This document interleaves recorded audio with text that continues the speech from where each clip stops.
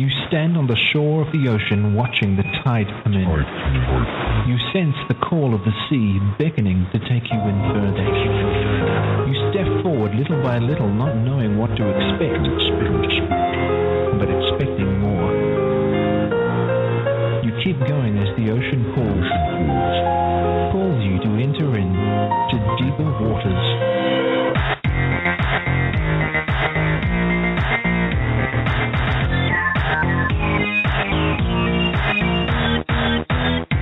Hello everyone, and welcome to the Deeper Waters podcast. I am Nick Peters, your host, seeking to bring you the very best in Christian scholarship and apologetics. At this point in time, we haven't got last week's interview done. There was something that happened in the middle. I had to cut it short, and we're going to have to try and get the last 15 minutes back sometime. Until then, we'll just do what we can, and I've got the show going as regularly right now. My guest today is Tyler Vela. It's the second time he's been on, and we're kind of going to be talking about the same kind of thing.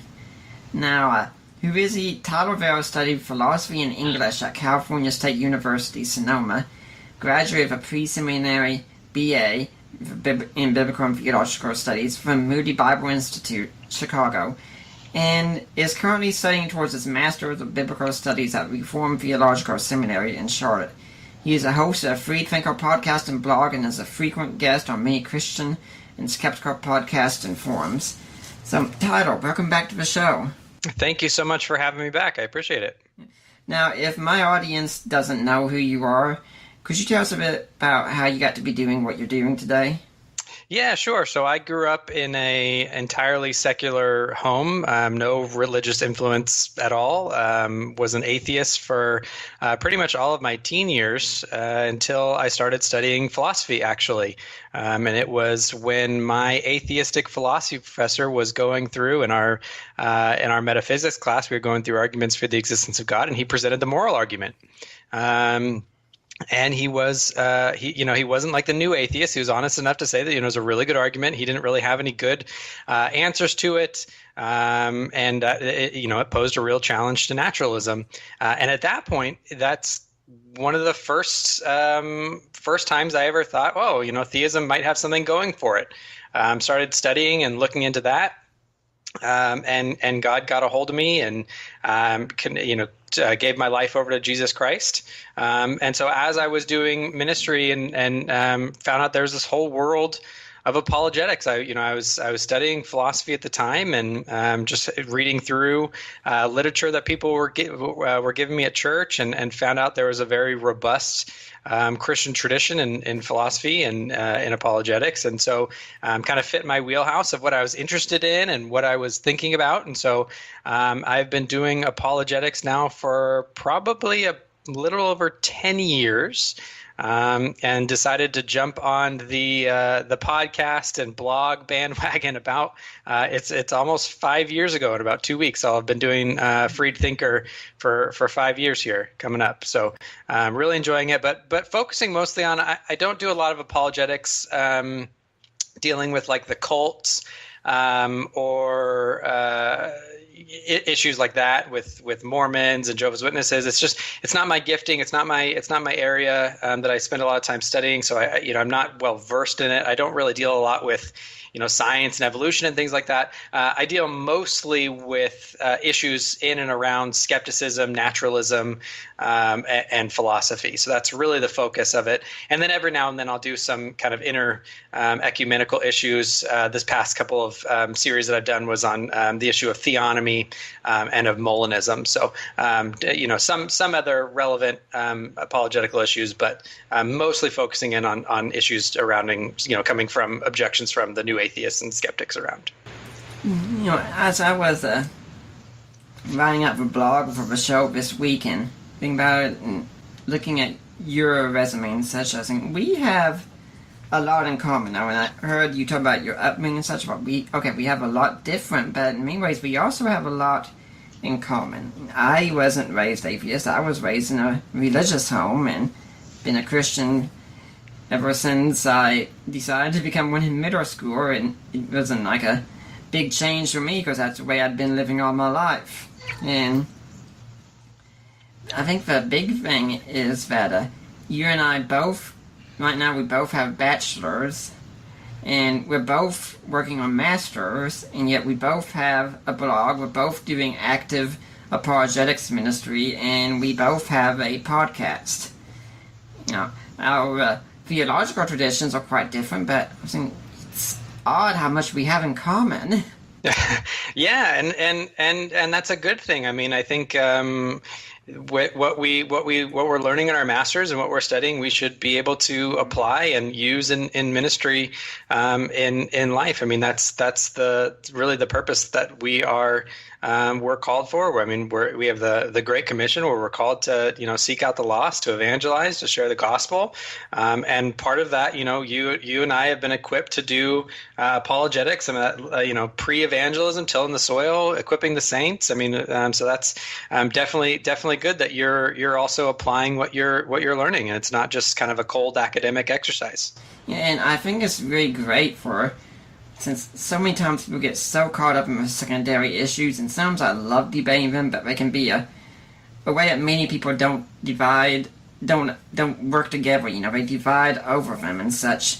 But you and I disagree on quite a few secondary issues, I'm sure, and it's never once been an obstacle for us. Yeah, no, yeah. I mean, we can have kind of our inter-ecumenical issues, but when we're out there and we're doing apologetics and we're in the trenches together, I mean, those are just the issues that aren't going to be relevant. You might answer the problem of evil differently than I would as a Reformed Calvinist. Mm-hmm. We might give different answers, but that's okay. We could reach different segments of the population that we're going for then. I mean, it's definitely the many hands make the labor light. So now we are going to be talking about who you were talking about last time you were on. You branched out into talking about many other people, and that's David McAfee, and a lot of people have never heard of him, and yet somehow this guy has over 159,000 likes on Facebook. At least he did at the time I was writing this blog entry. I frankly do not understand that at all. I mean, who is this guy, and why would he be so popular? So David McAfee is an up-and-coming, he's kind of in the new atheist sphere. He graduated from UC Santa Barbara with a double major in English and I believe religious studies.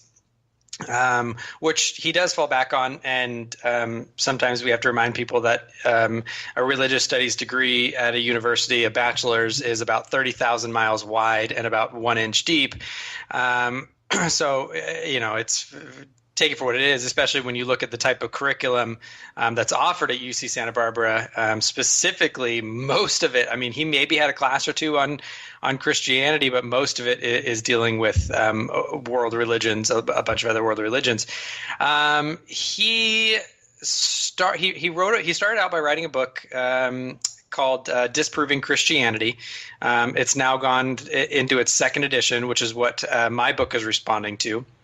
Disproving Christianity and Other Secular Writings. Really all he did for the second edition was he didn't take any of the feedback from any of his critics like myself or anyone else.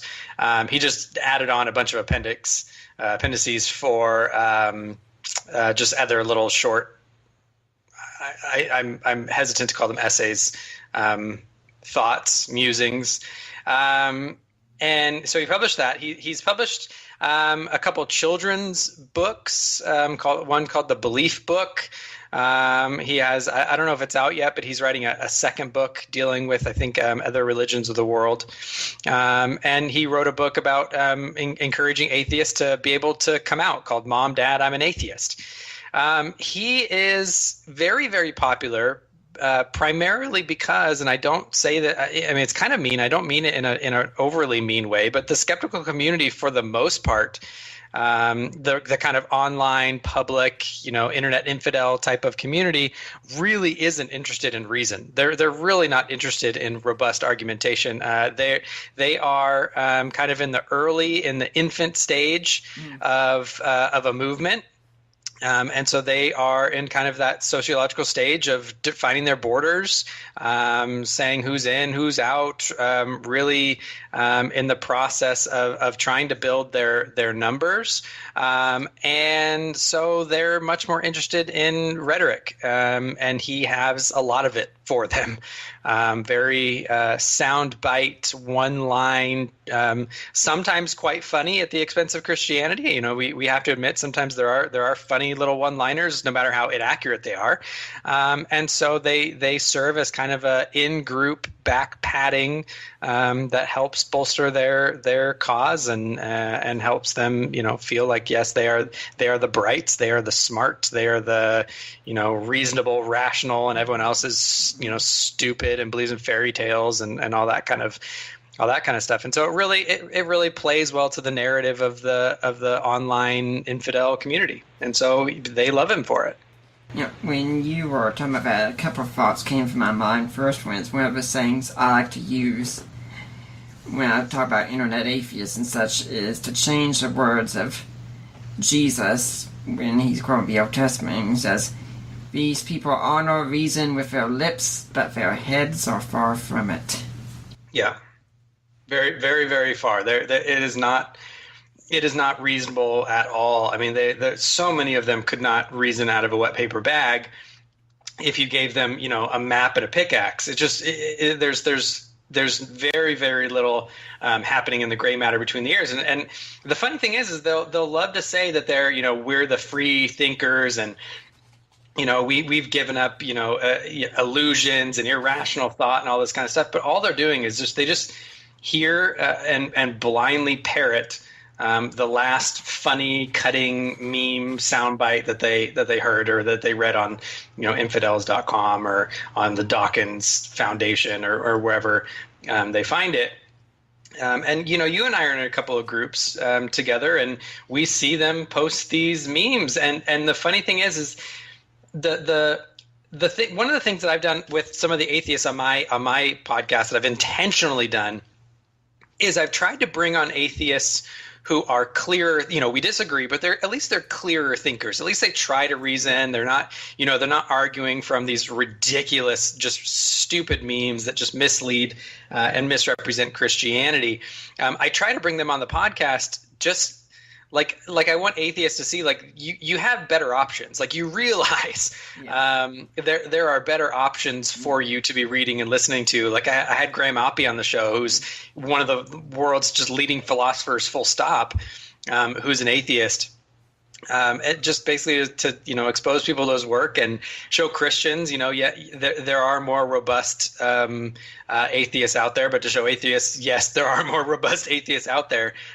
Maybe try to emulate them and stop emulating these really ridiculous, just shallow, juvenile positions. Yeah, so when we say that these people aren't being reasonable, it's not because they're atheists and all atheists aren't reasonable and such. It's because the way they're arguing. And I mean, I'll be honest up front and say, the way they're arguing, there are many Christians that would sadly argue the exact same way, and that's just as unreasonable. Yeah, that's a really interesting parallel that some of us have noticed, that a lot of times, especially when you're dealing with biblical interpretation, the atheists, because they don't read and they're only engaging with kind of the angry rhetoric that they read on their websites, they really only engage with some of the most fundamentalistic, irrational positions from the other side. I mean, we admit there are Christians who are terrible, and sometimes we listen to and we're just like, oh, please stop talking, like, please stop representing Christ that way. But they'll basically take their cues from them. And so a lot of times, like, for example, when I listen to them debating, you know, creationism in Genesis 1, I just listen to them and I'm like, you know, both of you, either the very, very, very, you know, hyper literalistic fundamentalists on you know, the Christian right, or the crazy skeptical hyper skeptic on the left. I'm like, you realize you guys are just talking to each other. Like, that's it. The rest of Christendom and the rest of basically anyone who also knows how to read has no clue what either of you are talking about. And so they kind of get stuck in this little echo chamber with each other because that's who their foe is. Yeah, when you also talk about them being kind of like in a sort of infancy state and such, I was thinking about, because I just got done reading not too long ago James Lindsay. He's kind of a disciple of Peter Boghossian. Ugh. Everybody is wrong about God, and a total train wreck, even worse than Boghossian's. I didn't think that'd be really possible, but it is. And the way I've described it is kind of like looking and saying that, well, you know, we talk about how we've abandoned these kind of childish ideas and we're adults now and such a thing. No, thing is, you've abandoned some childish ideas, but you haven't moved to the adult stage. You're more like, right now, like rebellious teenagers who think you know it all, and look at all these other dumb old fogies on the other side who don't have a clue, and maybe sometime soon you'll grow up. Yeah. Yeah, and that's the thing, is that so many of these. The funny thing is that they'll mock us for they think every Christian was indoctrinated when they were a child, and so we left our childish beliefs and we became these skeptics. I know this isn't true for everybody, just like it's not true for every Christian that they became a Christian when they were a child, which I love when they do to me, by the way. Yeah. But anyways. A lot of times when you talk to them and you kind of hear their biography, they left Christianity when they were a child. Yeah. I mean, they left it when they were 9 or 10. And for them, the rhetoric is going to be, oh, well, even at 10, I knew it was ridiculous. And I just want to say, well, no, at 10, you had a 10-year-old's understanding of it, and maybe you rejected that childish understanding.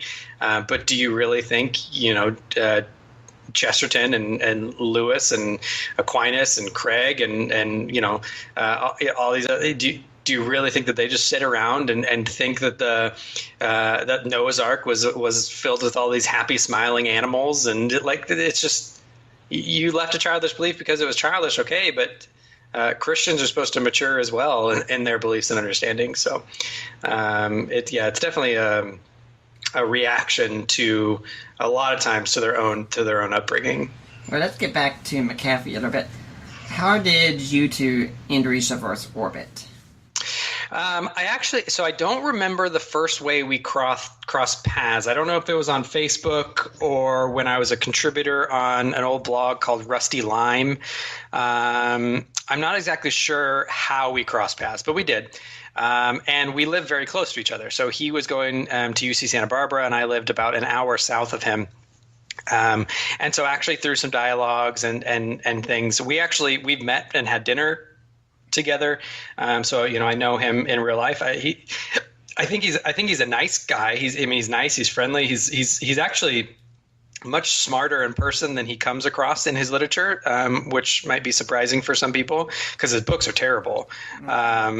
But he's actually a kind of a quick-witted guy. But once I did the review of his book, it was like he just fell off the face of the earth. I've commented, frequently on his page and tried to engage with him. I've asked him to come on the show and defend his work, to engage in dialogue. I've had other people offer impartial platforms for him and I to come and discuss. So it's not like he's coming on my home turf or anything like that. And he's denied coming on. He has a debate coming up in Northern California. I think it's in Northern California. Maybe it's in Seattle, on the Northern West Coast somewhere, with Luke. I always butcher his last name. Van Wiggy, I think is how you pronounce it. Mm-hmm. I'm sorry, Luke, if you're listening, and I just butchered that. I'm sorry. I've only seen it in text.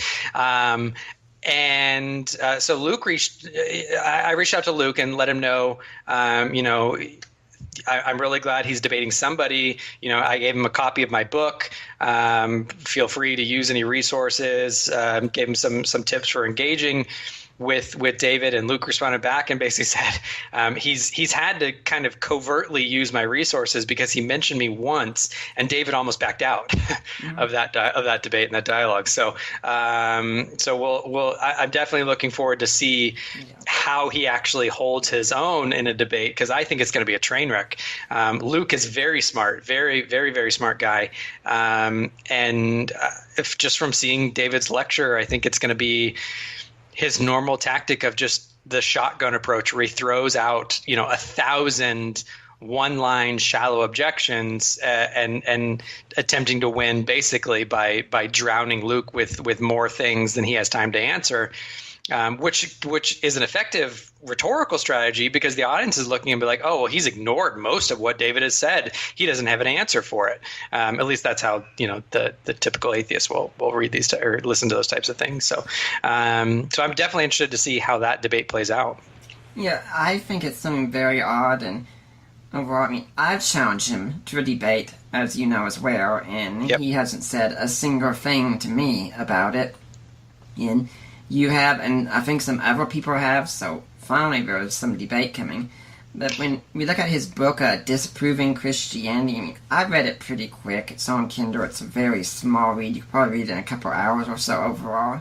Yep. And it's incredibly lacking because there is really absolutely nothing on there pertaining to the resurrection. I mean, the whole thing is pretty much, look at all these Bible contradictions with this idea that many fundamentalist atheists have it. If you disprove inerrancy, then you disprove Christianity. And the major problem is, so I don't even think he disproves inerrancy. I mean, he doesn't even come close, because most of the supposed objections are just they're just bad. I mean, they're just bad. They're of the variety. I mean, he thankfully doesn't have this one in there, but they're of the variety of what the Bible says, that pi equals 3, which it doesn't. I mean, it's just a nonsense position. It's kind of a hyper literalistic. A lot of times it just ignores the context. It ignores what's actually explicitly stated in the text. And it's just, and a lot of it. So it's funny because he is, he's not a moral realist, right? And I've tried to engage him so many times to basically argue, look, if you're a naturalist, you're actually a nihilist. But he denies objective morality. But the entire book, most of these supposed, he calls them contradictions. They're not they're not even contradictions, because they're not even like the Bible says A and not A. It's just like the Bible says this and isn't that stupid? Or the Bible says this and I don't like it. And I don't like it. Or the impetus of it is supposed to be the Bible says this, and look how immoral or evil or wicked that is, which you can't do without objective morality. And so that's a big challenge. So yeah. All right.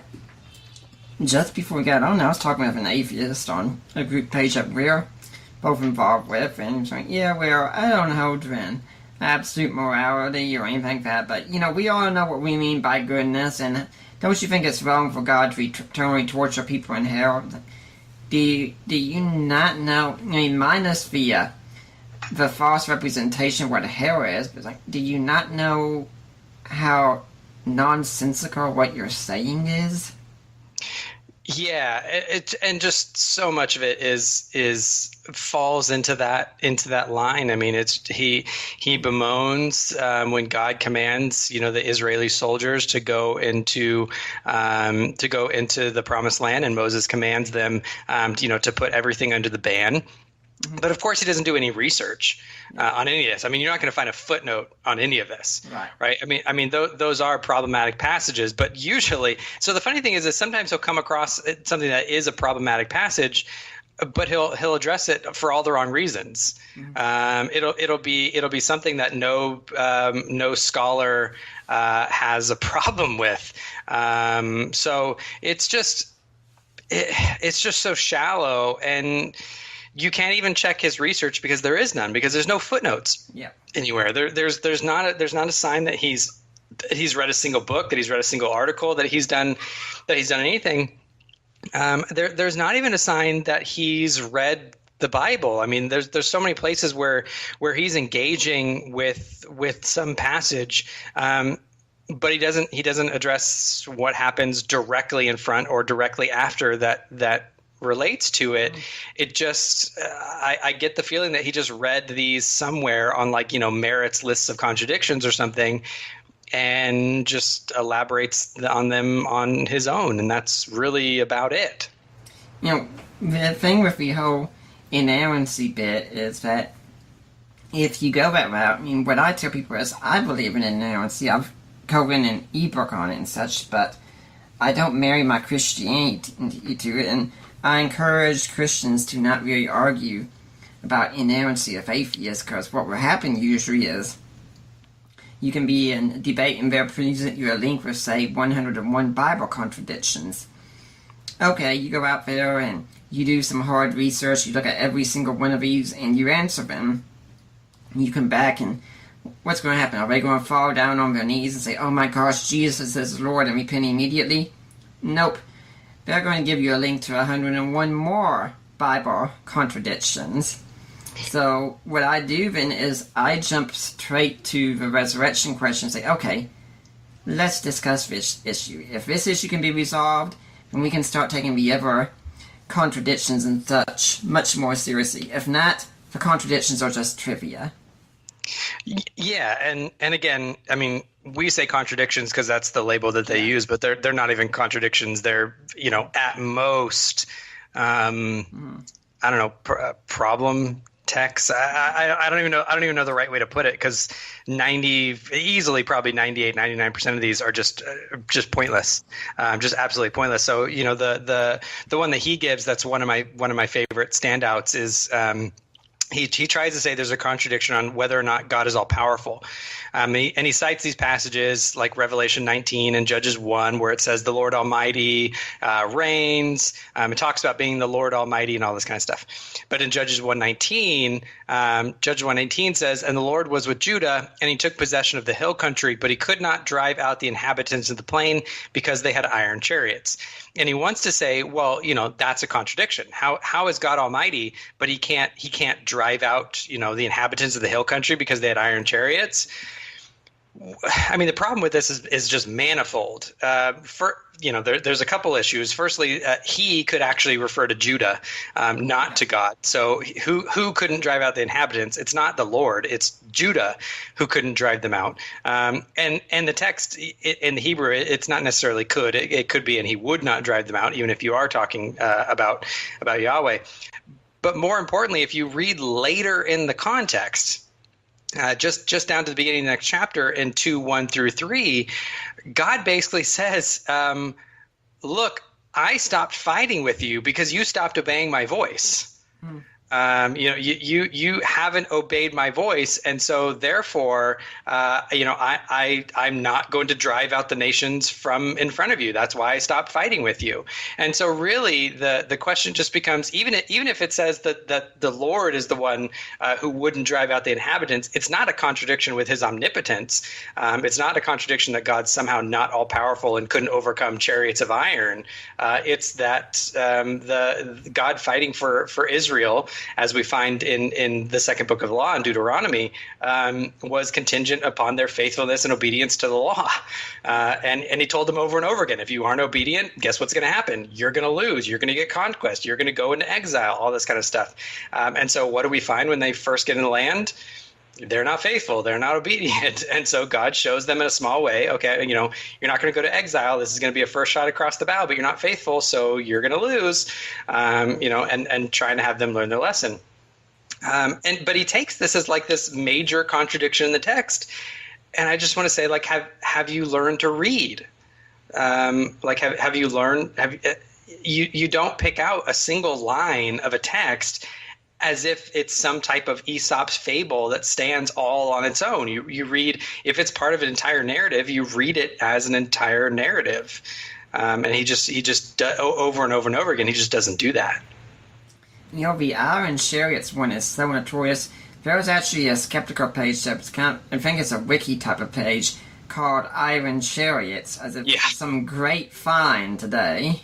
Yeah, yeah. Iron Chariots is so. So it's funny because they already have Rational Wiki, which is already bad as it is. Oh, yes. It's supposed to be like the atheistic version of Wikipedia, and it's already terrible. I mean, it is so biased, and so not objective. And so I guess some people were like, "Oh, that's not biased enough." So then they came out with Iron Chariots, which is just, it's scraping the bottom of the barrel for things. Well, they might be on the bottle too when they're doing it. I don't know, but it's bad. Yeah. And the thing is with all these. Let's suppose, worst case scenario, there was no answer we had to the Iron Chariots one. Suppose that this was in fact an honest Bible contradiction somehow. Well, the worst thing that would happen is, well, I guess I have to change my view of Scripture and inspiration now. I don't have to change my view that Jesus rose from the dead. That's true independent. Yeah, I think that's true. But to be honest, there's not a single passage that has come up that I've ever even really needed to go that route. I mean, technically that's true. Yeah, but I just want to go back and be like, I mean, at the worst, a passage is ambiguous and has a couple different ways you could read it, and there's usually a completely legitimate textual way that you can understand it that resolves the issue. So typically, at worst, it's not even that I have to give up inerrancy. It's okay. I have to give up what I think is a one interpretation for another almost equally plausible interpretation of those passages. So it doesn't even go to the level of inerrancy for nearly all of these verses. And the funny thing is, it's almost a blessing in disguise that these people are only familiar with Iron Chariots and Rational Wiki and infidels.org and all of these. And Bart Ehrman, I don't even think they read Bart Ehrman's popular level writings. I think they read blog posts about Bart Ehrman's popular level writings. So they don't even get like the superficial Ehrman. But it's actually probably a good thing that they don't read some of these more robust ones for at least some of these, because they're really trivial and easy to defeat, which makes apologetics with them very easy. Mm-hmm. And I've had a lot of people, because I do a lot of online debating, and a lot of people will ask me about, well, why do you answer a fool according to the folly, and you're throwing pearls before swine and all this kind of stuff. And I say, if this was like my friend, like in real life, like we were hanging out and having coffee, I probably would have abandoned this line of conversation a long time ago, because there does just come a point where they're just going to dig their heels in, and you're going to make them more angry, and it doesn't protect the relationship. And so, if this was a personal relationship, I would have changed topics or changed gears or done something very differently in my evangelism of that person rather than what I'm doing here. But a lot of times I will hold out to the bitter end to reveal how irrational and how nonsensical these people are, because I know that a lot of people are watching. Yeah. I know that a lot of people are looking on, and I can't tell you how many Christians, how many atheists, how many skeptics, how many agnostics, people on the fence have messaged me and said, they're like, I don't know how you have the patience to deal with that person, but I'm really glad you exposed how ridiculous they were being. So really, a lot of this online ministry is done for, the 85% of the people who are involved in the conversation, in the sense that they're reading it but will never post and never comment. Yeah, when I encounter some Muslims, for instance, who want to argue about the biblical text, and they'll turn to Bart Ehrman over and over, and I say, well, maybe you should listen to the words of this scholar of textual criticism. And this quote goes and says, in spite of these remarkable differences, scholars are convinced that we can reconstruct the original words of the New Testament with reasonable, although probably not 100% accuracy. The first step in doing so is to categorize the kinds of changes that scribes made to their text. Now, Tyler, do you have any idea what scholar it was who made that quote? Oh, it was Bart Ehrman. Yes, it was. Yeah. And these people often never really read the academic writings. I think it's just, there's a groupthink. They only read what agrees with them, and it's the lowest common denominator. And I think Bart Ehrman pretty much got thrown under the bus as soon as he wrote did Jesus exist, which I think even from my member of Disproving Christianity, that McAfee himself seems to be friendly, at least, towards Jesus mythicism, and now Richard Carrier is a be-all and end-all of New Testament scholarship.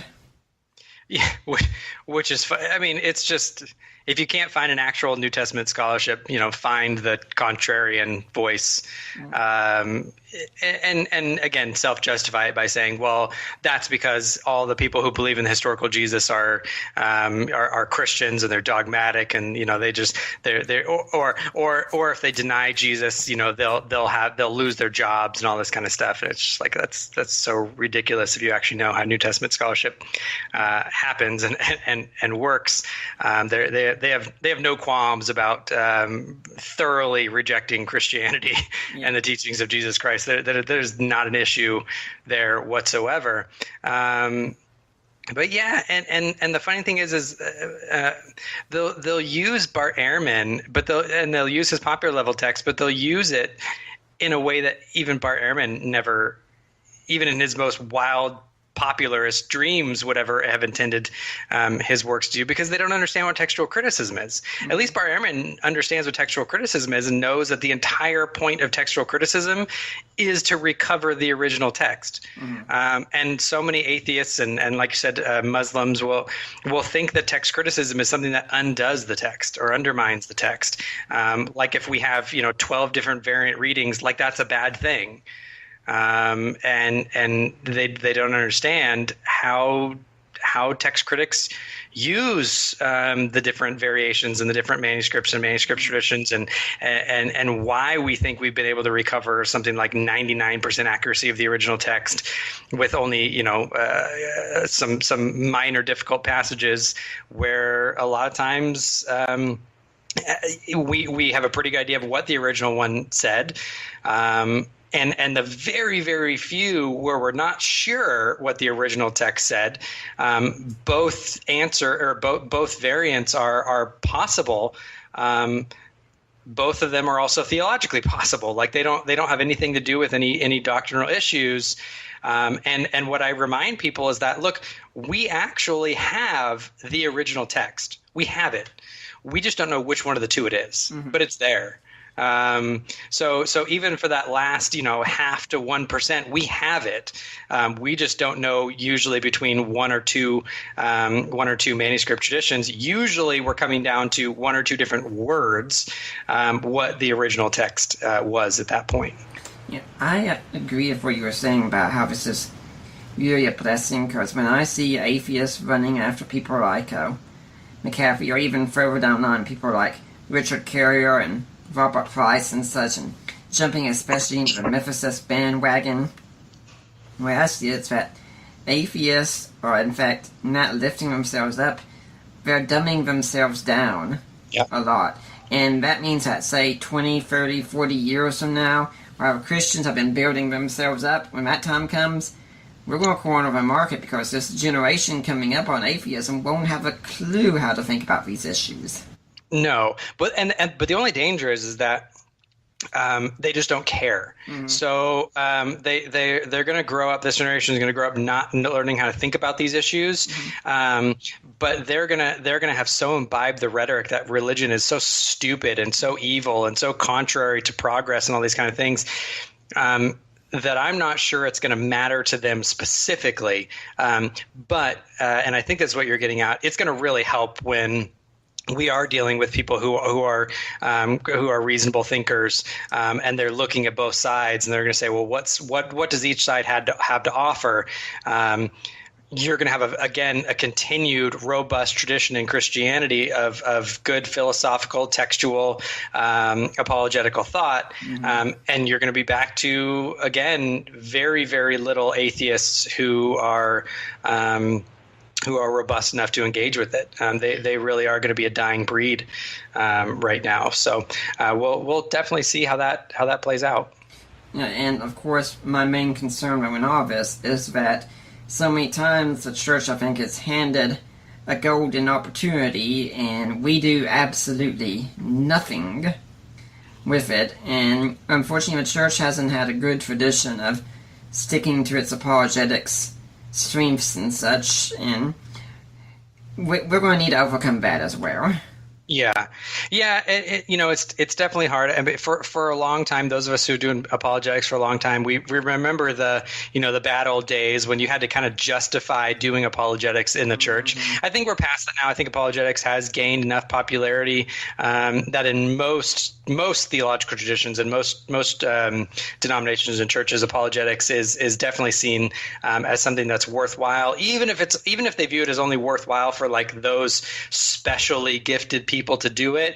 You don't kind of have to justify your existence anymore like you used to. I'm sure there's still some kind of anti-intellectual churches that still feel that way, but it's becoming rarer now, I think, which is really good. My concern is actually much less to do with religion and atheism, but just a broader cultural issue, just kind of the dumbing down and overall juvenilization of our culture. I think we're becoming dumber, and less interested in robust conversations. We're less able to have people disagree with us. I mean, we're seeing that over and over again in kind of these university context settings and safe places and all that kind of stuff. And so I'm interested to see how that plays into a lot of these dialogues. We're seeing it affect some laws now, which is becoming problematic. I'm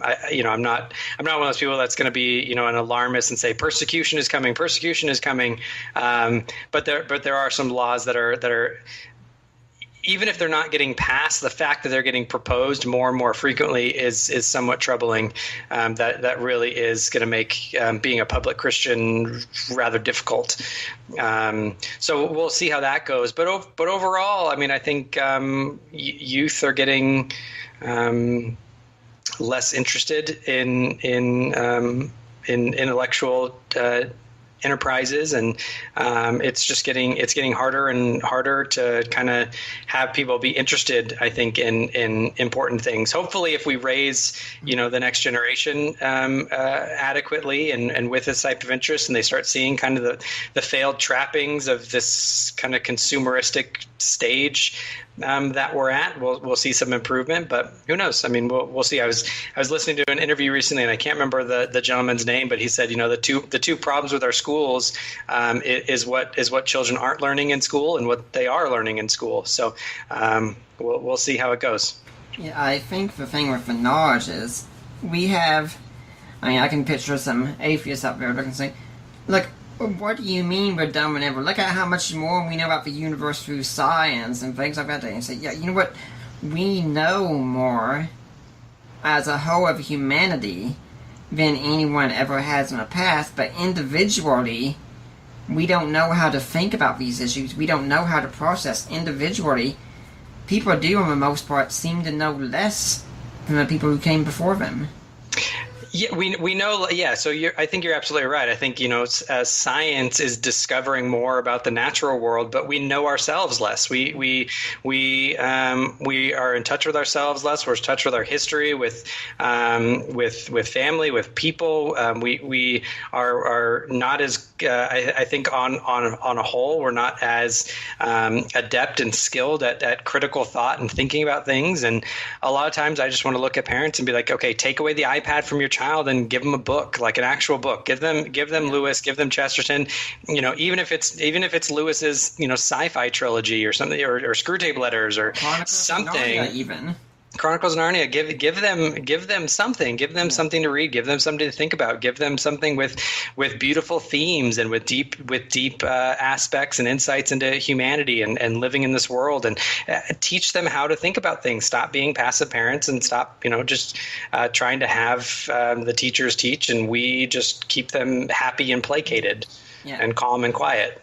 Yeah, we had a Hardy Ordway on a few weeks ago, and we did talk about this kind of thing. Yeah, of course there has to be downtime for your kids, and even for us, we have to have time for pleasure pursuits and play, but that's to renew our minds and such for better study. I mean, there are times I've been reading all day and saying, okay, honey, let's turn on some Netflix or something, but we have to have that devoted time in for study, that life isn't all about just being entertained, that there are greater pursuits out there that you can participate in.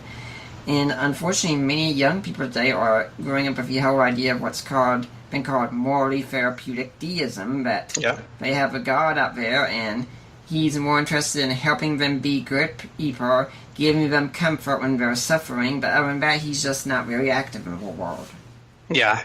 I think Christian Smith, who came up with, he really did all the research on moralistic therapeutic deism, has really kind of hit that nail on the head for what's happening in our modern churches with our young people, and I'm scared to see what's happening with our young people who aren't in church, and seeing what's happening with them. So and I see it in I'm not sure how old you are, but I see it even in my generation, and kind of the, not our children, but kind of the people who were, 5 to 10 years below us, who I don't think read one book a year. I'm not even sure they read one book a decade. Probably haven't read a book since college. So, it's. But we kind of digress. I mean, those are broader cultural issues, but I think that those are gonna reap some really problematic dividends for us if we don't kind of curb that tide. And so it really behooves Christians to step up. It's not easy. I mean, it's much harder to have your child sit down and read a book than it is to have them sit down in front of an iPad and play a game, or to take them outside and do some fun activities outside or something, but it really behooves us to help change the direction of culture in that regard. And since you did ask, in case anyone's wondering, I'm 35 right now, but if you ask me Monday, the answer is going to be different then. Oh, we are very close. I just turned 36 on the 13th, so we are very close. Mm-hmm. Well, going to McAfee. And again, your book is called Measuring McAfee. Yes. And when I was reading, honestly, the thought that kept going in my head over and over, and it's been a while since I've read it, honestly, but the thought that kept going in my head was, dang, talk about overkill. I mean, it's long. I mean, it's probably almost 200 pages long. I think it's 190 something pages. I don't remember the exact page count. But it's long. And it's footnoted, and it's actually researched, and that's one of the reasons why it's longer. So when I read McAfee's book, it was almost like an almanac of really bad objections to Christianity. It was the kind of it was like I said earlier, is his shotgun approach. He threw out as many objections to Christianity as he could get his hands on. I don't think he's very discriminating. I don't actually know which ones he thinks are good and which ones he thinks are weak. He just throws out hundreds of them. And so I thought, well, this is a good opportunity to address a lot of these issues and a lot of some of the underlying assumptions and hermeneutics and philosophical and worldview issues that are kind of underlying all of this in one spot. And so I took that as an opportunity to really try to address as much of this as I possibly could in one book. But what it also does, because he'll throw out the problem of evil in like 2 paragraphs. Well, you can't respond to the problem of evil in 2 paragraphs. Mm-hmm. You can't respond to a rejection of moral objectivity in 2 paragraphs. It's going to take a long time, and so there's a few times in the book where I know this response is going to be pages and pages and pages longer than his original objection. But untying the Gordian knot takes a lot more effort than tying it. So it is quite a bit longer. But I thought I thought it'd be beneficial to actually tease all these issues out. Yeah, and from what I gather, the only response that McAfee's had to this book was pretty much a dirty joke, right? Pretty close. He's never responded because the book existed in a book review form prior to the book being published. So I updated it and I added things and I added some different sections in it for the actual publication. I added at the very end of the book. I added a review of an article that Nicholas Brzezzi and I did of one of his blog posts to kind of show some other issues that we had with basically the way he argues about things and doesn't research things and all of that. Yeah, I mean, it's just he hasn't engaged with it. He hasn't really responded to it, and I've tried to get him to respond because one of his favorite tactics a long time ago, he still does it now and then, but it'll be like a screenshot where he screenshotted his own quote. It's like a triple share of his own work, and it'll be a quote from the book. And so I'll make a reference to the review and to the page number that you can find it on and stuff like that. And really all that happens, he doesn't really respond. But all of his little fanboy acolytes will jump in and be like, "Oh, what are you in love with them? You're stalking him. You have to, write a response to what he says. It's just a joke and all. Whatever their responses are." So yeah, he hasn't really done any response to it whatsoever. I'm not sure that he could, to be honest. I mean, I don't know how he would go about actually defending his work from any of the things that I've said, because his work is so bad. He hasn't done the research, and in order to be able to respond to what I've said, it would actually require research, which I just don't think he's interested in doing. Now, why do you think you've invested? I mean, I'm not criticizing you, I'm not complaining about it, but just out of curiosity, why do you think you've invested so much in dealing with McAfee like this? I've taken my foot off the pedal the past probably 8 months to a year or so. I haven't really engaged him that much lately. Just because I do have so many other things happening. I'm working on my master's. I'm working on another book. I have the podcast. I'm actually getting ordained and installed as an elder at my church. So there, I had actually. It's kind of funny. The last time I was on your show, my wife was about to pop with a baby, and now we are about 30 weeks pregnant again. So. A lot has happened in life since then, and I just don't kind of have the time to keep up with him and his fanboys. But at kind of the peak of it, it was because he does have 150,000 something followers. He is getting invited to speak at national skeptical meetings and events, and I think he actually went to an international skeptical event. He's someone that a lot of skeptics and atheists will parrot and look to, and I'm not sure if he's lost popularity, however, because I used to see his memes floating all over the place. I mean, I used to see them in Unbelievable, on Atheist versus Theists, on a bunch of different places that I'm in. Some people would post them in my page. They'll post one of his little memes of his little witty retorts, and I just don't see them anymore. So I don't know if he's just not as active in dealing with the atheist community anymore, or if it's just a function of, Facebook algorithms just realize that I don't comment on his page and so don't show me as much. I'm not sure. But I hope that a bunch of the criticism that, myself and you and Elijah and some others have done against his work have kind of taken root, but or at least made him reticent to really engage a lot in these issues. But we'll see. Like I said, we'll see how the upcoming debate comes, and we'll see how it goes. But yeah, I haven't engaged with him much lately. And just to make sure that we do give proper credit is due, that's Elijah Thompson you're talking about, right? Yes, Elijah Thompson. Yeah, so go ahead, check out his work as well, everyone. And I'm suspecting part of the reason is pretty much like Peter Boghossian for a while was someone really, really popular with the atheist crowd. He wrote the book, Manual for Creating Atheists, which was just gosh darn awful. And then he debated Tim McGrew, which was not a debate, it was a massacre. Oh yeah, he got slaughtered. And after that, we never really heard much from him anymore.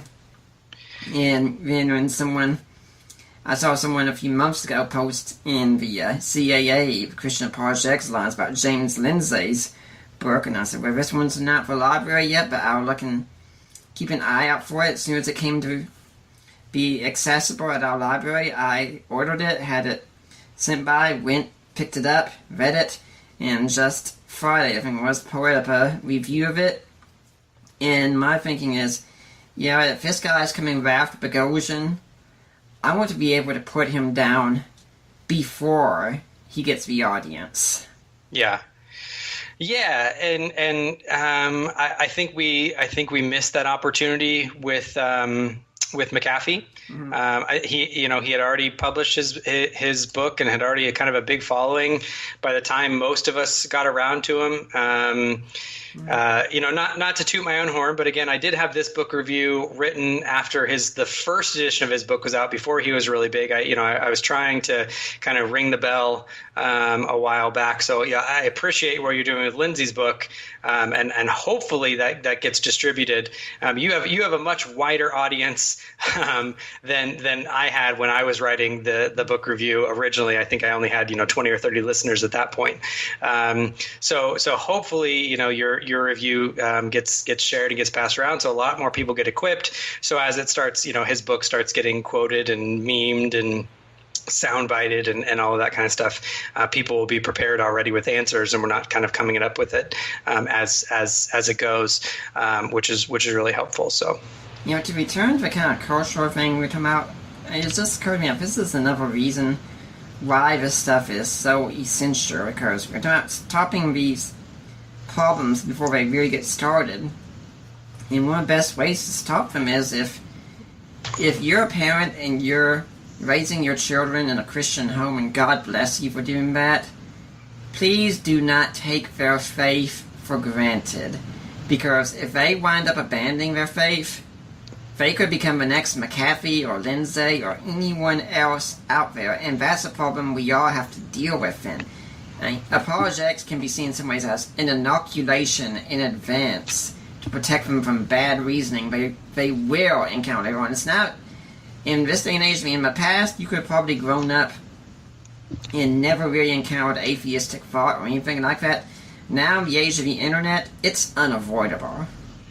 Yeah, it really is. And the danger of really atheism. I mean, atheism does have a powerful tool in its arsenal, and very few people know it, which is good. And it's something that I pointed out before several times, where when I was an atheist, I never would have appreciated any of these kind of shallow sound bites, anything like that. I never would have denied that I had a burden of proof, anything like that. I just would have. The example that I give is of sun humans. I mean, if someone came to me and tried to convince me that there were human beings living on the face of the sun unaided by any type of technological advance to protect them, I don't lack a belief in sun humans. I don't believe in sun humans. Mm-hmm. Sure, if I say, sun humans don't exist, do I have a burden of proof? Sure, but it's so small. All I need to say is, look how hot the sun is. Look how sunburnt you get on a sunny day here on Earth. No, there are no sun humans. Mm-hmm. And for you to prove it otherwise, you need to prove that it's true. Otherwise, I don't have a very heavy burden of proof just to show that it's ridiculous. Atheists don't need all these type of weird sound bites. A lot of times it's the Christian's own doubts and our own. I mean, when we talk about Balaam's donkey and a talking donkey, I mean, none of us are like, if that wasn't in Scripture, most of us would be like, okay, come on. Like, really? And it's just that level, that minor level of incredulity, and kind of our own doubt. And atheists, all they really need to do to get a foothold with our youth and with our children and even with our adults is just to go, Really? A talking donkey?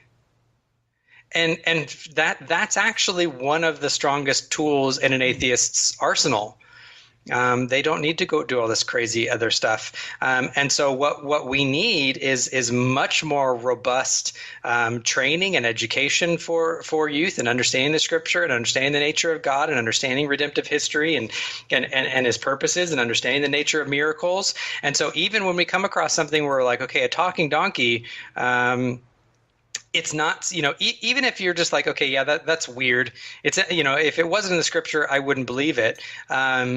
Even when it comes to something like that, we can, where we might have, a shadow of a doubt, it doesn't become central because it's not like our entire faith, like you said earlier with inspiration, it's not like our entire faith rises and falls on that low level of incredulity. And so we really need to help raise our children to learn how to think and to learn how to handle and answer the doubts. And what do you do when you have a doubt? I taught a class on apologetics in our adult Sunday school class, and I said, if you don't remember how to defend the ontological argument when we're done, that's fine. Keep the resources though. So if someone asks you about something, if someone asks you about one of these biblical passages, we went over the talking donkey, we went over the bears mauling the 42 children, we went over these things, and if someone presents you with an objection, even if you can't rattle off the answer at the top of your head because you haven't said it 100 times, have the resources in the back of your brain to say, I don't have an answer, but I know where to look. I know who to connect you with. I know maybe what website to recommend to you to start your search. Have those types of resources, so that even if you can't answer all of your children's objections and questions and doubts and all that kind of stuff, get them in connection with people who can. Turn them on to your podcast and on my podcast. Turn them on to some of the work of your father-in-law. Turn them on to those sort resources that will help answer those questions and help them find answers. Because a lot of times the answers aren't 100%, but they're robust enough to give us comfort that there is a good and reasonable answer to it. I'd like to remind everyone that you're listening to a Deeper Waters podcast. Right now we're talking with Tyler Vela about his book Measuring McAfee and respond to internet atheism and such. If you're listening next week, now, like Tyler, I don't really go into the science issues, but I am very interested in the history of science and the interplay between science and religion. So we're going to be talking a little bit about the interplay between science and religion next week. And I have coming on next week 2 people, Catherine Applegate and J.B. Stump. They are the editors of the book How I Changed My Mind About Evolution, Evangelicals Reflect on Faith and Science. And it's going to be a very interesting show. I think it's going to introduce a lot of Christians to a very different viewpoint. But I hope you'll be able to stick around and listen and enjoy the show. But for now, let's get back to Tyler talking about David McAfee and internet atheism and such. And I really like something you said about having someone in the church that you can go to, because I've had this idea for a while that when you go to your average church now, you'll find the minister of worship, the youth minister, maybe the minister of administration, all these other ministers of such and such. I have a dream that someday churches will have an office of Minister of Apologetics, where there will be at least one person in every congregation who, okay, this is the go-to guy for these kinds of questions. Because, I understand that a lot of pastors, they have to do counseling, they have to do administrative, they have to do their own personal Bible study, they have to prepare a sermon, they have to do hospital visitations, they have to spend time with their own families, things of that sort. Sometimes reading the latest biblical scholarship and apologetics just doesn't really fit into the schedule that easily. I think they should have the basics at least, but the in-depth stuff they don't always have time for. And it'd be great if every church, if they do have time for it, that's wonderful, but if every church had at least one go-to person who could be, okay, Mom, Dad, when your children are having doubts, when you're having doubts, go talk to this guy.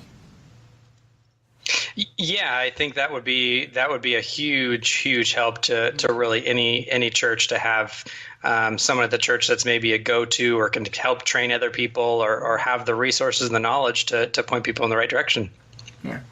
Now, when you and I have been interacting with McAfee, I mean, you and me and Elijah Thompson and a few others, we used to post fairly frequently on some of the things he put on his Facebook page, and I don't think you're doing it as much anymore, but I stopped just because, I mean, it was getting boring and tedious, really, because it'd be the same old things that you've answered a million times already, and every atheist thinks is just a golden refutation argument, and I'm sorry, this one is so far off the charts that you don't even know what you're talking about, and you can't really talk about it because they don't really speak the same language of academics that they'd like to think they do. Yeah, that's actually something that I point out in the book review, and it's kind of an intangible, and it's hard to relay this to somebody who doesn't have any area of expertise or any area that they're well researched in. I mean, you and I aren't scholars. We're trying to work ourselves to that. You know, we're working our masters and probably PhDs eventually, and would like to get there. But we're both pretty well read. We spend basically our free time reading and thinking about these things and reading scholarship and engaging with it. And there's a level of familiarity with kind of a technical jargon that comes along with every discipline, such that when an outsider comes in and starts talking about something or starts kind of in a lot of these atheist cases starts pontificating about something, you can tell right away just in how they talk about things and how they use terms or don't use terms the right way or at all, that they haven't done any research, right. that they aren't conversant with scholarship at all on these issues. And McAfee is that way. Most atheists are that way. So you can really tell just in their use of jargon or the lack of use of jargon that you're dealing with someone who really is ignorant, and I don't mean that in a mean way. That's okay. Yeah.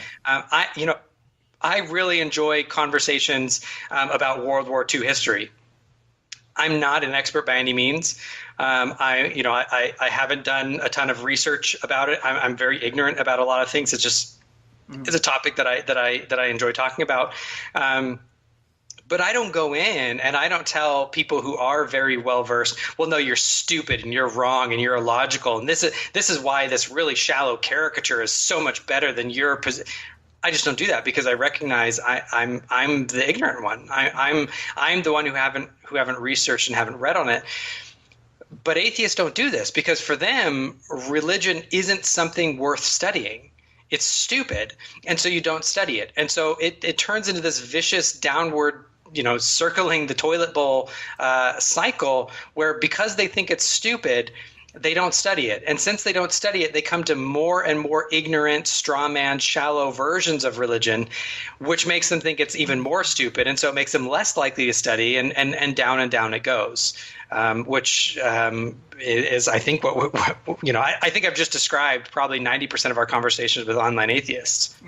9%. I think you're going for the bare minimum right there. Yeah, that was a low ball estimate. Yeah. The comparison I usually make is when I when I started reading The New Atheist, when they came out and such, I realized if you read Richard Dawkins's book, say, The Blind Watchmaker and such, I wasn't convinced by it, but at the same time, this is a very well-reasoned book. It's very well-written. It's very articulate.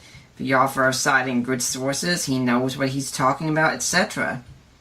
Now you turn over to The God Delusion. You would never think, unless you saw a cover there, that it was by the exact same person. Yeah. Because he's writing about things he doesn't know anything about, and it's quite clear. And so I thought, you know what?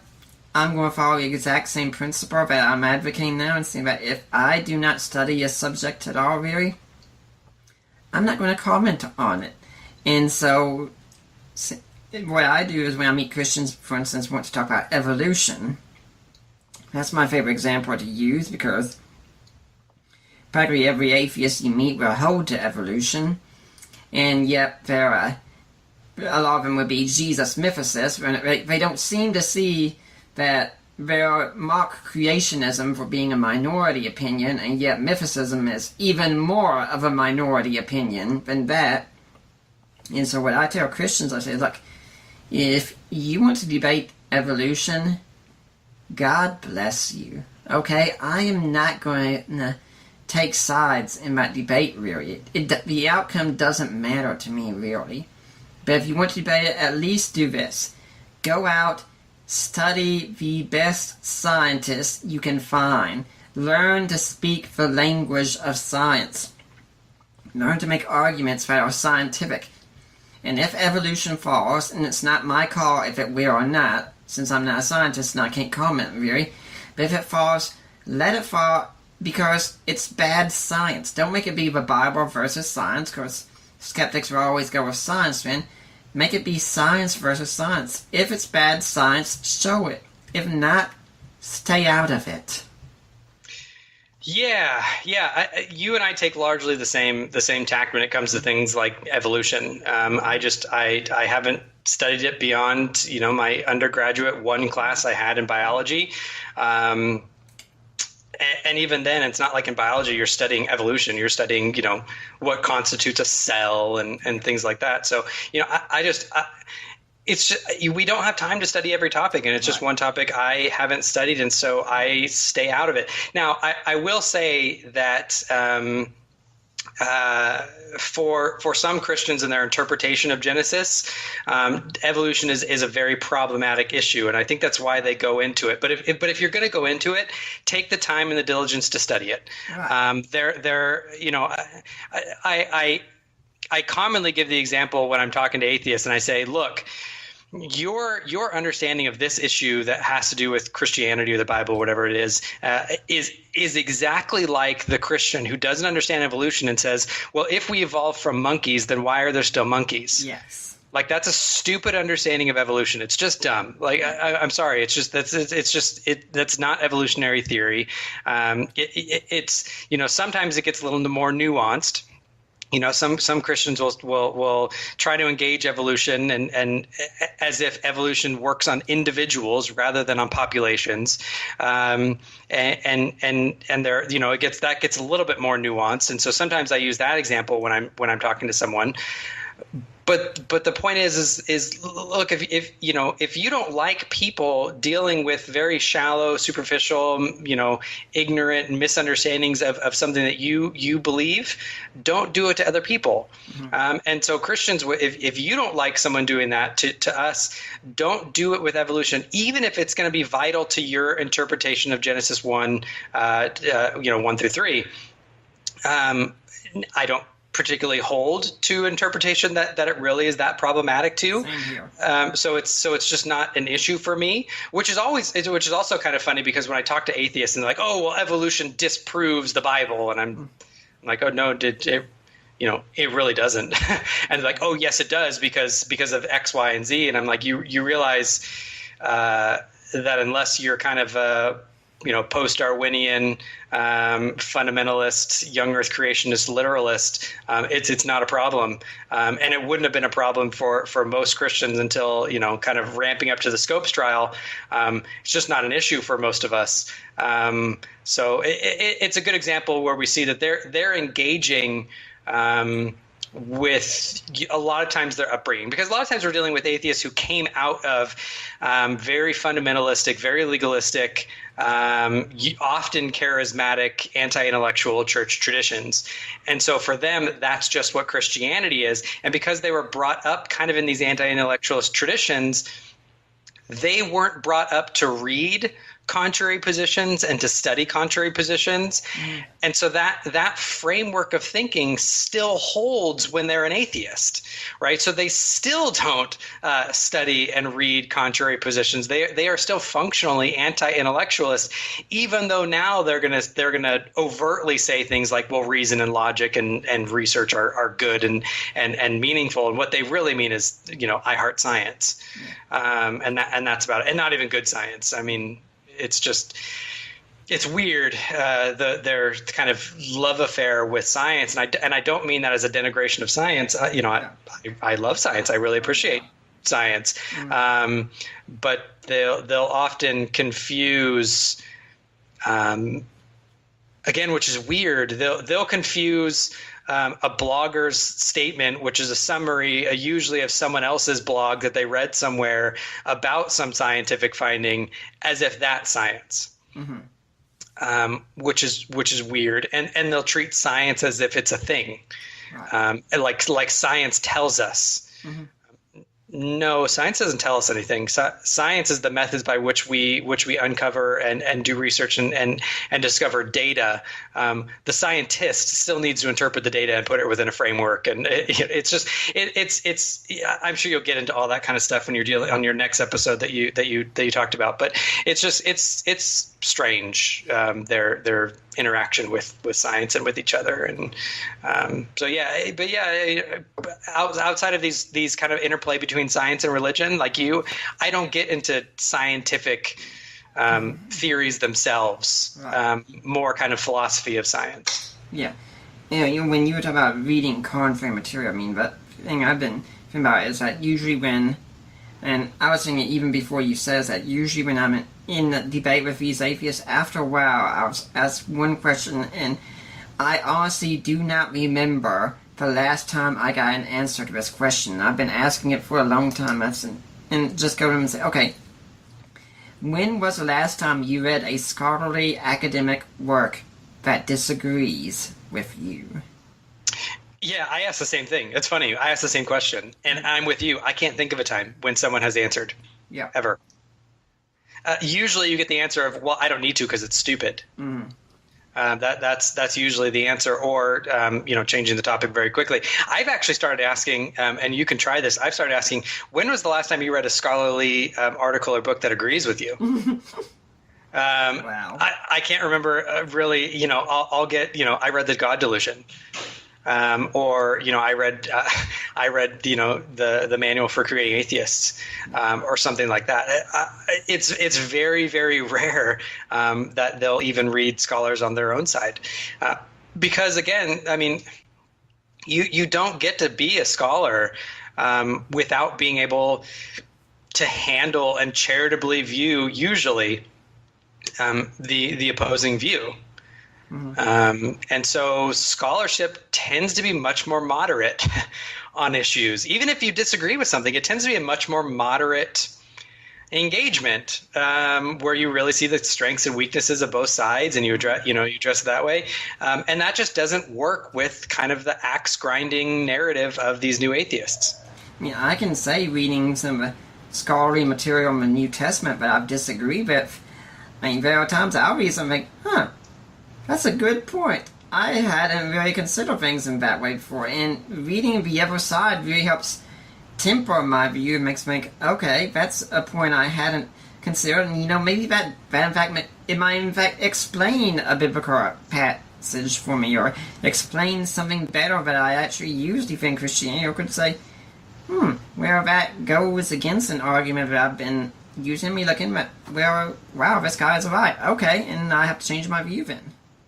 Yeah. I've done that a lot with a lot of commentaries from positions that I don't necessarily agree with their overall scope or their overall understanding or their view of Scripture or anything like that. But they've very, very often helped me understand a certain passage because, by common grace, they can still do good historical research. They can still do good literary analysis and exegesis of the actual, language and grammar and syntax. And there's a lot of kind of common grace learning that you can do from positions that disagree with you.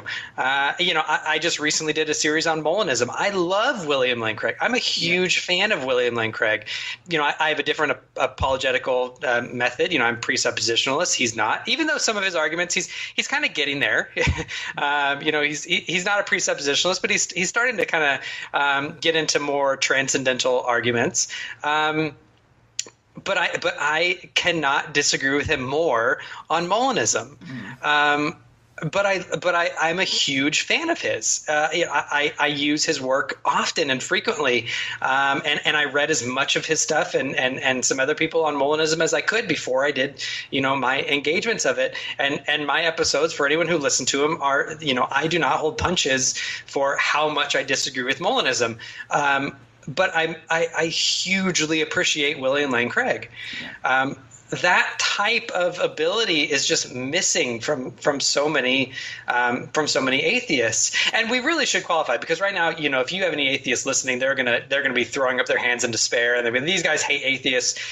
Look, there are clearly exceptions to this. I mean, I've had many atheists on my show who I consider reasonable, clear thinkers, smart guys that don't engage in this type of rhetoric. I mean, we should nuance it by saying, usually when we're saying atheists here, we kind of mean the new atheist, online infidel type of anti-intellectual atheists that just parrot Dawkins and infidels.org. Atheists that good atheists should condemn themselves. Yeah, and that's what I was going to say. So I recently had a couple of atheists on. I had Corey Markham and I had Alex Starr on my show. And the purpose of it really was to have atheists criticize atheists. It didn't quite work out that way. There were some areas where they weren't willing to criticize, which I thought that conversation was very interesting for many reasons. But one of my challenges to the atheists in my life, the smarter kind of reasonable thinker ones, is why don't you guys correct your own? Like, it's very rare when we're on Unbelievable where the atheists will side with the Christians and against the other atheists and be like, look, you guys are being dumb. Like, that's just a stupid argument. But how often do the Christians side with the atheists when a Christian's being ridiculous and be like, okay, knock it off? Yeah. Like, we do it all the time. Right. But you just don't have that within atheism, and I'm not sure how much of that's sociological. Alex, who was on the show, had a really interesting kind of theory about it. It's kind of that the movement's in its infancy, and they don't want to kind of rock the boat, and the movement is more important than critiquing one atheist in one blog somewhere. I think sometimes they're just as over it as we are, and just throw their hands up in despair and move on, and don't think it's worth the fight or whatever. But part of me wants to be like, look, those people, even if we're so charitable, which, look, I think this is astronomically too low. Even if we say that, the online atheists, these kind of infidel atheists, are like 10% of the atheist movement, which in all my experiences, I'm going to say I think they're probably much more upwards of like 75%, 80%. But even if we just say, like, look, even if they're minimally 10%, they are taking up 95% of your airwaves. They are the ones that are setting the reputation of atheists worldwide in the public mind, and to Christians and everyone. If only for that reason, like, jump into the fray. Correct your own, have some accountability on these things. Stop inviting people like David Silver to be the head of your atheist organizations, and stop inviting David McAfee to be your keynote speaker, and stop doing that. Why don't people like Michael Ruse or Graham Oppie or Tim O'Neill or any of these people, why aren't these the people that you guys are inviting to your conventions to speak?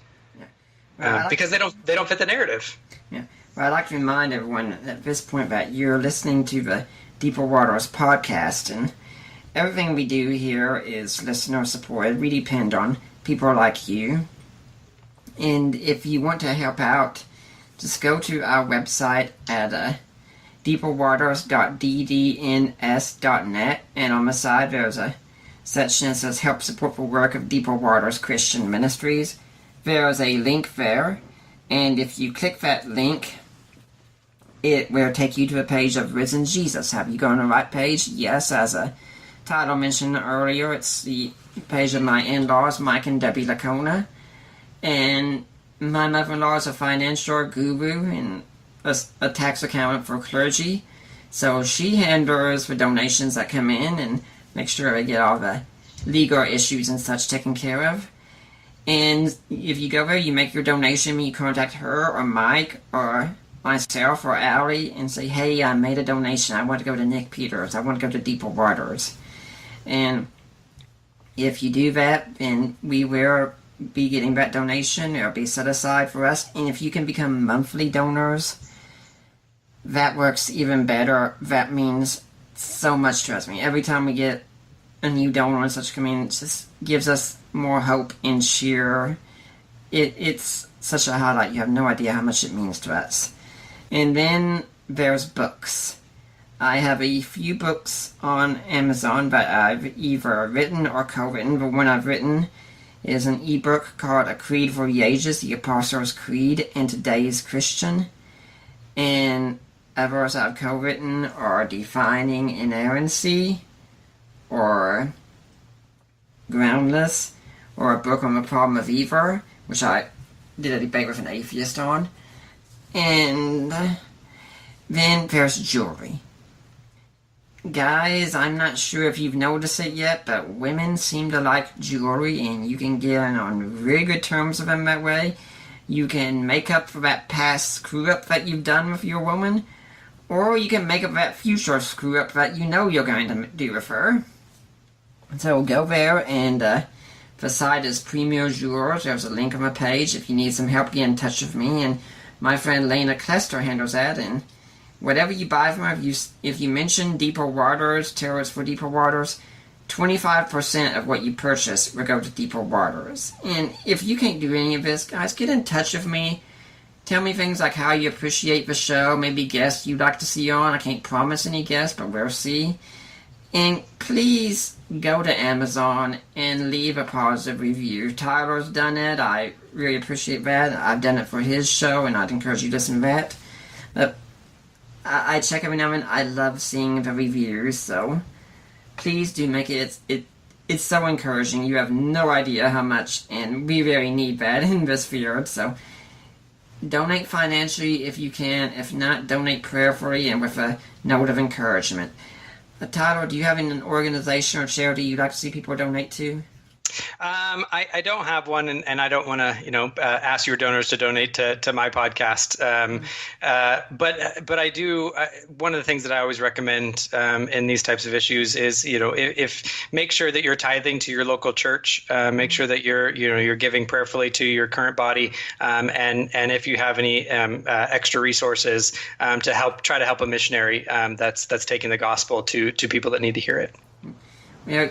To get back to what you're talking about, I think it's really great you said about how we clean house for our own. I mean, when my wife will sometimes watch these videos that atheists put online about crazy Christians and such, and frankly, 99% of them I'd really agree with, especially when you go to a lot of these televangelists, Joel Osteen types and such. The thing is, if you want to see the people who are arguing against them the most, it's the Christians out there. Yeah. We're cleaning our own house, and we're telling people, don't listen to these people. They're dangerous. They're not healthy for you and such. But you go to so many atheist pages, and all of the worst examples of thinking in atheism are championed out there. And the only words I think I need to say to demonstrate this are Jesus mythicism. That is enough right there. Yeah, and I think a really good. There's a couple of ways that we can use this apologetically too. This helps us to answer a couple objections that they'll present to us. The first one is, there's 32,000 different denominations, which is already way overstated, because they'll count different denominations that believe, if you count all the different Reformed Presbyterian denominations, you're probably talking, a couple hundred. We believe like 99.9% of the same things. We just have different denominations because, maybe we're seeking a different demographic, or we're in a different geographical location, or, you might have different primary languages. So there's Korean Presbyterian churches, and there's Chinese Presbyterian churches, and the denominational thing is so over counted. But one of the things we can point out is, well, a lot of times, there's denominational splits precisely because we're critical of our views. It's precisely because I'm a Reformed Presbyterian precisely because I believe certain things that make me reject those televangelists, that make me reject Joel Osteen and things like that. And so when the atheist shares something with me that's someone saying something just that's crazy, I say, yeah, I agree with you. Thanks for showing me that. I agree with you. That's ridiculous. I probably think it's ridiculous for different reasons than you do, Mr. Atheist. But yeah, that's dumb. Go ahead. When you brought up the denomination thing, that's so odd because that's one time that David McAfee took a screenshot of something I said because he made this post about all these denominations just like you did, and I replied and said, okay, here's a question for you. What is a denomination? And because the main point is once you start answering that question, you start to see how ridiculous the whole thing is. Instead, he took a shot of that post, and I replied, what is a denomination? And set up on his own thread, which is a tactic he's done in the past. Oh, look how dumb these Christians were arguing against our... I don't know if he was thinking that I was saying denomination. I don't know what that is and such. Yeah. And I'm just thinking, you really don't have a clue. In fact, but you're just taking that out and not showing any context and highlighting as if it's some great victory for you or something. Shows me you just don't know what you're talking about here. Yeah, and that's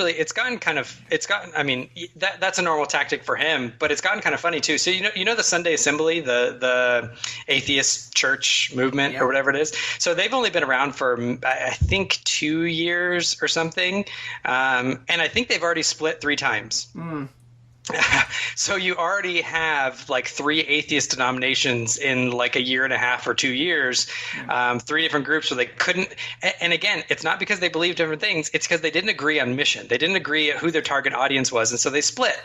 And I use this to atheists and I say, look, you guys do it too. You guys have only been, had your quote unquote church for 2 years. You have 3 denominations already. What do you think is going to happen after you guys have been around for 2,000 years? And you've gone international, and you've all this kind of stuff. It's just it's so funny. But the other way this is really helpful is it's not that I want to say like there's true Christians and not true Christians. I'm not trying to make that statement, although I could. There was recently that Unitarian, or was it a Unitarian or Episcopal church or something in Canada, where the pastor came out as an atheist. And the denomination was basically saying, look, they were fighting about whether they should revoke her credentials or revoke her call and require her to step down, which is always interesting. You've gone too far if hyper liberal denomination is considering revoking your credentials. Yeah. But the interesting thing was that the entire congregation was like, nope, we still want her to be our pastor. She's an atheist. What does that tell you about the orthodoxy and the religious life of that congregation? So just because something says church on the building, you could point to these crazy ministers, and just because they have thousands of people following them doesn't mean that it's a representation of Christianity or of Jesus Christ. I've long said that I do not consider Joel Osteen's quote unquote church a church. I think there are Christians who attend and they need to get their butts to an actual church. But I think he's much more of kind of a Christian, almost like a Christian conference than a church. Much more self-help than anything else. We're a bunch of ostensibly Christian people gathered to get self-help, which, in the context of counseling, I think if Joel Osteen was a Christian counselor and wasn't running, something that he says is a church, I don't think 99% of us would give one flying care about that. Yeah, my wife and I have suggested a motivational speaker. Yeah, motivational. Do that. I still would disagree with your theology and your message, but I wouldn't really care that much. The fact that you are drawing 25,000 people away from legitimate churches on Sundays, you need to stop doing that. But the fact that just because of the fact that there's thousands of people who watch these televangelists doesn't really say much, I think. And I think what happened in Canada was a good example. You could have all these people that say they're at a church and they're going to church and they're Christians, but they're absolutely fine with having an atheist pastor. When I was with my wife sometime recently, and she was watching this thing on YouTube on television I don't know what's called or anything, but it was a story about a church, and they were putting on a play for either Christmas or Easter, and they had someone who played Jesus every year, and he sort of came out to the congregation and said, "Hey, I'm a Buddhist now." And the whole thing was, we disagree with you, but we love you and we accept you and such. And I was watching him and said, "What do you think about that?" And I said, it's touching and such, but what really saddens me so much is you have this congregation which I'm sure is full of good Christian people and such, but here they say they've been following Jesus their whole lives, and people say, "Oh, Jesus means everything to me, I love him so much," but then when you come up to him and ask, "Okay, why do you believe Jesus? What difference does it make? What about these other positions out there?" They don't have a clue what to say about it. And you kind of have to wonder, how much do you really love Jesus if this is supposed to be the most central area of your life and you haven't really thought about it a bit? Yeah, I mean, how much would you think that I love my wife if you were like, "Oh, tell me about your wife," and I was like, "Oh, I don't really need to know anything about my wife." Mm-hmm. Like, I don't need to read her letters to me. I don't really need to spend time with her, right? Mm-hmm. I just love my wife. Well, what is about your wife you love? Oh, well, I don't think I need to put, I don't need to put words to it. I don't need to know anything about my wife, right? I mean, you would just be like, he does not love his wife whatsoever. I could take it even further. But what if you said, "Well, my wife, she just makes me feel really, really good. She just brings so much joy into my life and such." Okay, well, what about her? I just don't know that much about her. I mean, you would say you don't really love your wife much. You say, that man is using his wife. Yeah, exactly. That's exactly right. Mm-hmm. And that's exactly what we have often going on in our church. That is a more therapeutic deism. We talk about that. We don't know about Jesus. We just know how he makes us feel and such. Yeah, and I think that that is the overall climate. I have largely stopped calling myself an evangelical, not because I don't hold to what historically is evangelicalism. I don't identify with most of what evangelicalism is today, and I think that largely American evangelicalism, just like you pointed out, has become kind of a moralistic therapeutic deism where I have very serious doubts that most people who populate our churches, not most, but huge numbers of people who populate our churches just aren't saved. They don't know Jesus Christ. And really, which is sad. I think it's a call to the Christians in the church and a call to the pastors and the people who are leading kind of the church growth movement and seeker sensitive movements and all those kinds of things to really repent and to return to the gospel. But at the same time, when I hear statistics about the rise of the nuns, I'm not surprised. Mm-hmm. Like, that's not surprising. They're not stealing sheep; they're stealing goats. Mm-hmm. And that doesn't surprise me at all. I'm actually surprised that there aren't more, goats leaving the church, especially in this time and age where the preaching of the gospel really is going to start running countercultural. Well, not start, but really should be countercultural to a lot of what we hold near and dear as American Christians. I try to constantly be confronted with the teaching of the scriptures because I recognize that I am in many ways far too American. In not good ways, far too interested in comfort and creaturely comforts and not necessarily prosperity, but feeling, financially comfortable those types of issues, kind of that consumeristic impulse, that entertainment impulse that's in most of us. Christianity should cut counter to that. It should really call us out of ourselves. And if you're not being challenged at your church to repent and return to trusting in Christ alone as the sufficiency for your life and your happiness and your joy and all of that, then really examine what is being preached at your church. But when atheists then come along, when you have Boghossian and his, quote unquote street epistemologists that come to church and they're rocking people's worlds, part of me just wonders, whose world are they rocking? I don't know many devout, biblically informed Christians that are going to be that bothered by it. But I know a lot of shallow, superficial Christians that will.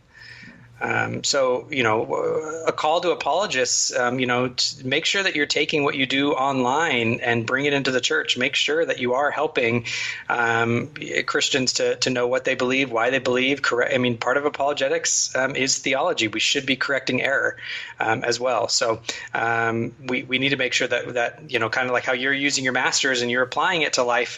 We need to make sure as Christian apologists that we're taking our apologetics and we're doing it within the church as well. If I was in irony here with something else, right, what you're talking about reminds me of something about a lot of internet atheists and a lot of Christians sadly have in common is that a lot of Christians don't know how to defend their faith. They just have their personal testimony, and as soon as that's done, they've got nothing left. Now, I'm not against personal testimonies entirely, but I think a personal testimony should kind of be like the cherry on top of a devastating argument, the best argument you make, where you can say, well, here's all the reasons for being a Christian such, and here's the difference that Christianity has made in my life. And yet when I encounter many atheists, it's amazing how often it happens when the first things they'll start telling me is, in fact, their personal testimony of how they became an atheist. And I'm usually thinking, I bet when you were a Christian and you gave a personal testimony, it probably didn't work that well. Why do you think it suddenly improved now that you're an atheist? Yeah, and the funny thing is, so I was going to ask you, you know who else has personal testimony? Everyone. Yes. So, personal testimonies are only good insofar as they're illustrations of the truth and what the true God has done in our lives. What I find really interesting when talking with atheists, a lot of times, their personal testimony reveals again what they're objecting to, and it reveals usually the type of life that they were objecting to is very usually not always, but very often it was very legalistic, very closed. They were not allowed to question, they were not allowed to doubt, and so coming to atheism obviously would feel like liberation. They would feel like they were freed, like they were liberated, because now they can think and they can question and they can feel and they can have sex and they can do everything else. Which, by the way, they say that's that's not the reason, but it plays into a huge portion of people's personal testimonies. What I found, it's a very common thread. But what is interesting that you don't find.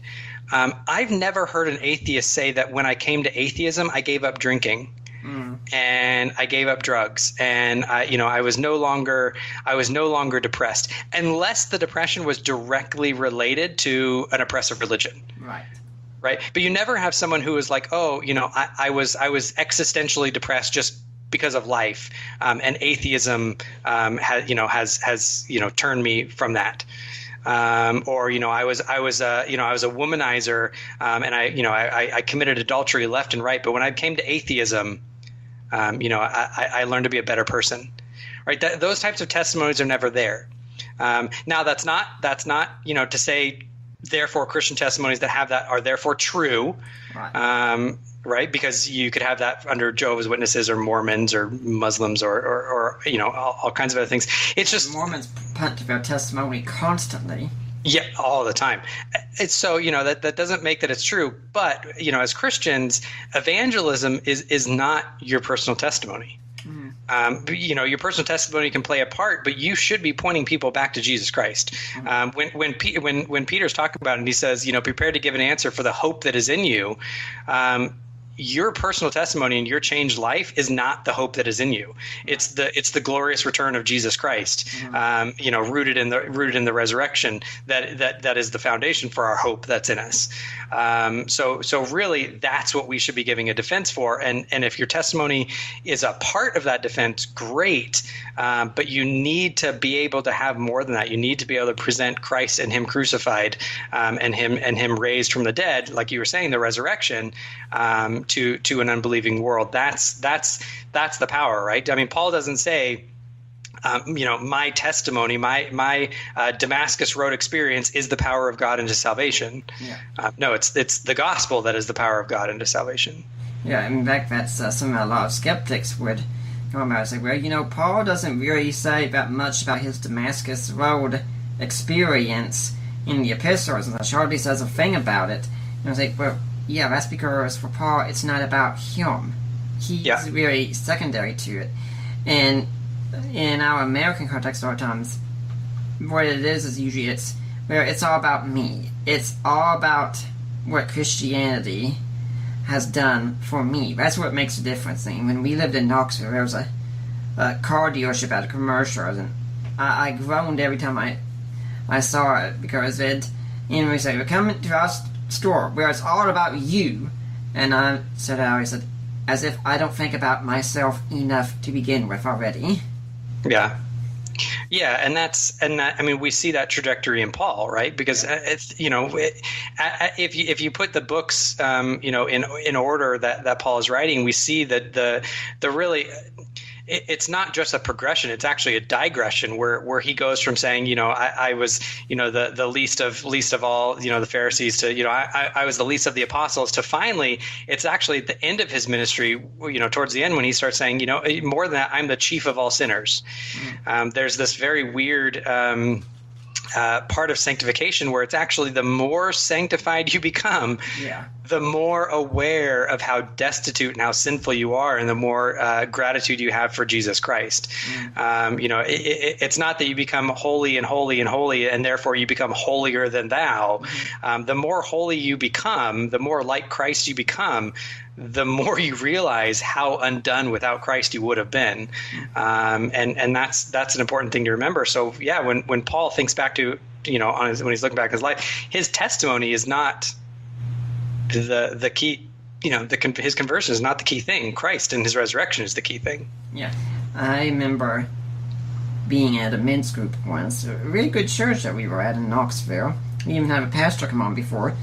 And we were talking about Paul and how someone said, I just wish I could have faith like Paul. I thought about that, but, that's a noble thing to have. I think that's something we should all want.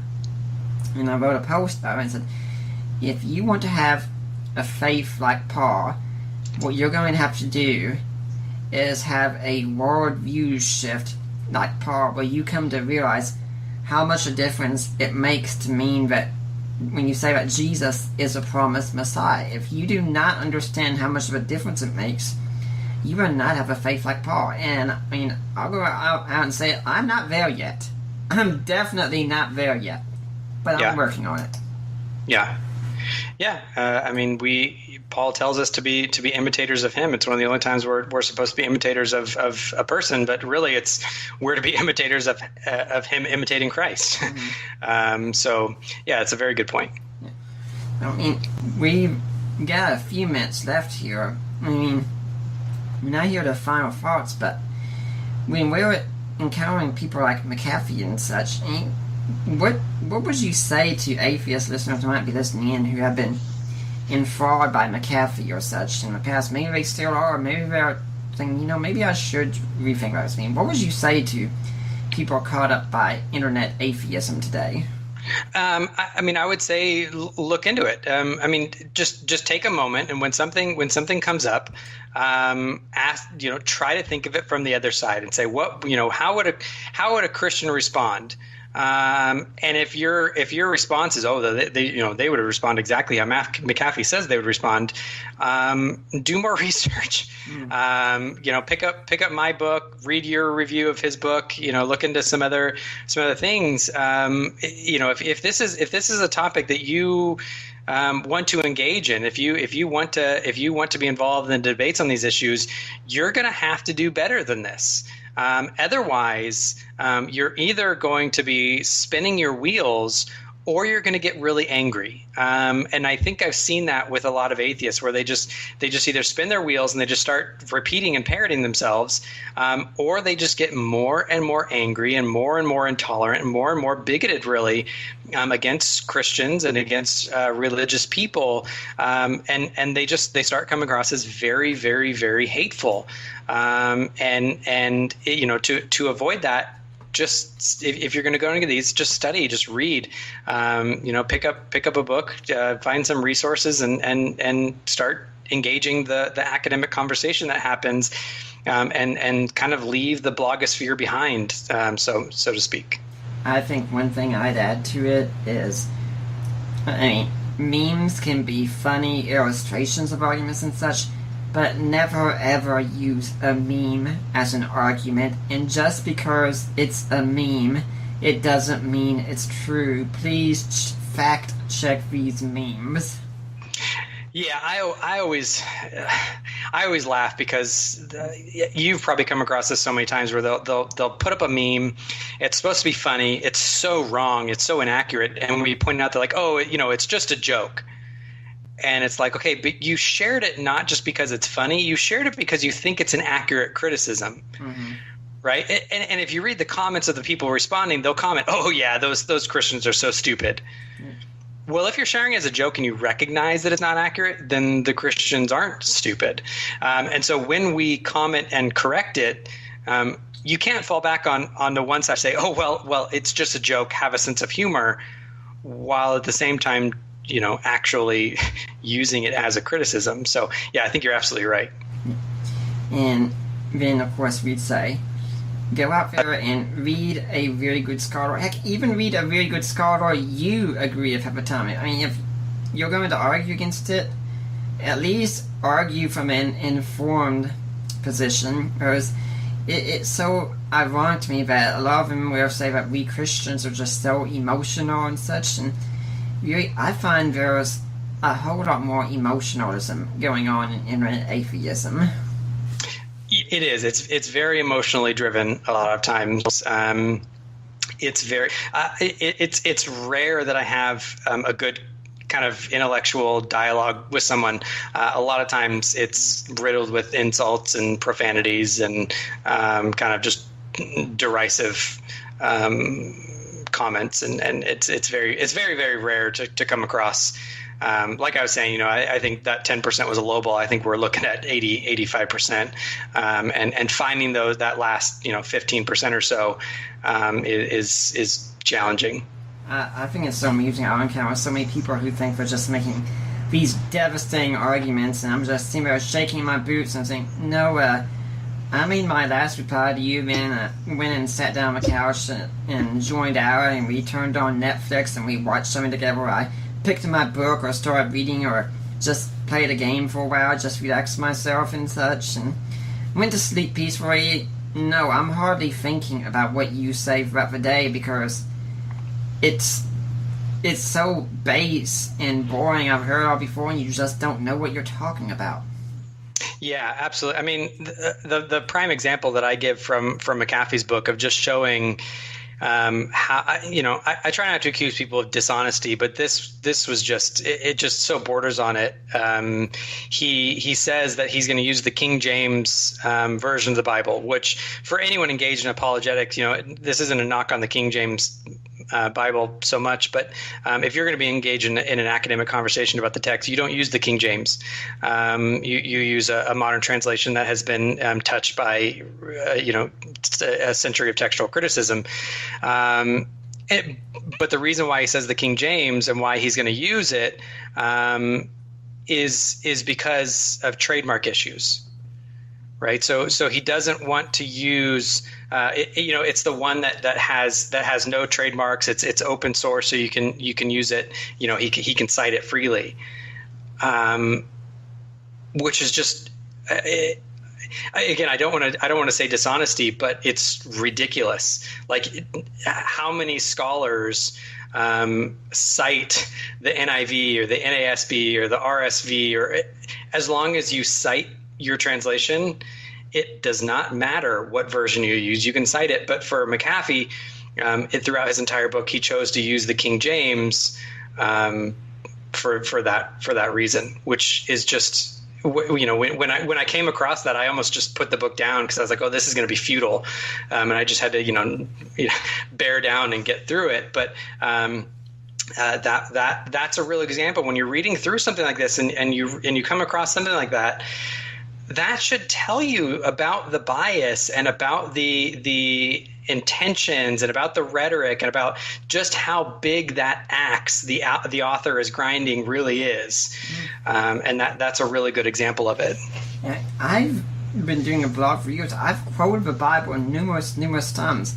I've never once thought anything along the lines of, geez, if I quote this too much, I could get sued.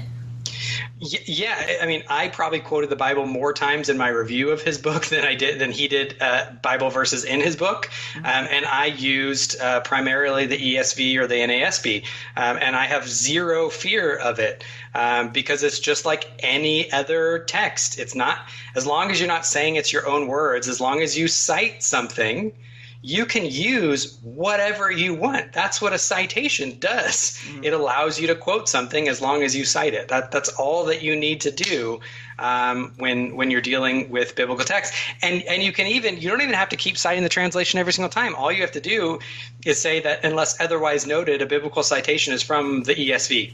Right. And that covers all of your citations throughout the entire book. And if you want to cite a different translation, then for that citation, you put NASB or RSV or whichever one you're using. So it's just that's the level of discourse that he's using. And we have to remember, this is someone, he's retracted it now because we gave him so much crap about it. But this is someone who claimed in his book multiple times to be a scholar of religion, a scholar of religion. Right. And he's backed down from it, even though his little fanboys will say, like, well, don't be arbitrary on what you mean by, scholar. He's a great thinker and he's well read and he has a degree. And it's really, well, that's just not what a scholar is. Well, that'll we come to the end of our show. I think we're reaching those final points. If people want to find out more, do you have a blog or website where people can get in touch with you? Yeah, so you can go to freedthinkerpodcast.blogspot.com is the blog. You can email me at freedthinkerpodcast@gmail.com, or really the best way to get in touch pretty quickly or to jump into some of these conversations is to go to the Freed Thinker Podcast group page on Facebook. Mm-hmm. And if anyone interested, I've even been on Tyler's show before, so you can go listen to that episode if you want to hear what I've had to say on there. Yep, you can find it on iTunes or Stitcher, or really just put the feed in whatever podcast player that you use. Do you have any final thoughts you'd like to leave with the Deeper Waters audience? Just to keep on listening to good sources like your podcast, to continue the good fight for Jesus Christ, to make sure that we are being salt and light to the world. One of my biggest recommendations for young apologists is to also make sure that you have vacations from apologetics. I've been trying to give this advice more and more lately. You and I have been doing this for a long time. We're a little bit more seasoned. We can usually jump in the fray for a little bit longer.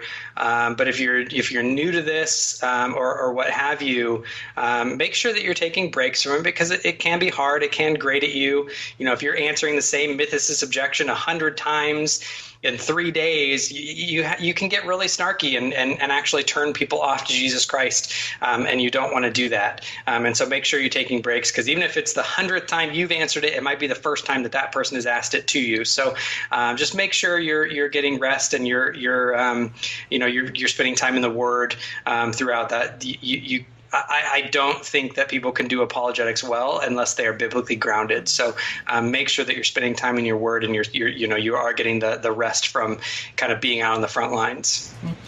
Well, I'd like to remind everyone that next week we're going to have Catherine Applegate and J.B. Stumpo talking about how I changed my mind about evangelicals reflect on faith and science. And Tyler, I do want to thank you for coming on. Hopefully we'll see you back here again sometime. Thanks so much for having me. I appreciate it. And now I am Nick Peters, and until next time, I am signing off.